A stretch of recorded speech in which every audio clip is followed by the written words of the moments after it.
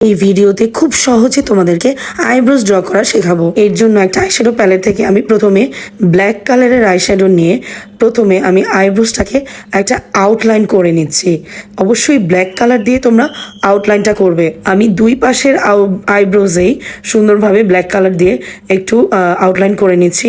একটা dark brown shadow নিয়ে আমি আইব্রোজের ভিতরের দিকটা ফিল করে দিচ্ছি। খুব সুন্দরভাবে ফিল করে দিতে হবে যাতে আইব্রোজটা একদমই ছড়িয়ে না যায়। এরপর একটা স্পুলির সাহায্যে তোমরা ব্ল্যাক এবং ডার্ক ব্রাউন আইশ্যাডোকে একদমই মিক্স করে নিবে, মানে স্মাচ করে নিবে। এতে করে আইব্রোজটা একটা শেপে চলে আসবে। এখন সবচেয়ে ইম্পর্টেন্ট পার্ট হচ্ছে কনসিলার দিয়ে আইব্রোজটাকে একদম শার্প করে নেওয়া। এটা কিন্তু তোমাদেরকে করতেই হবে। এরপর বিউটি ব্লেন্ডার দিয়ে আমি ব্লেন্ড করে দেবো। তো এই তো হয়ে গেল খুব সহজে আইব্রোজ ড্র করা। সো ভিডিওটি ভালো লাগলে ফলো অ্যান্ড সাবস্ক্রাইব করো।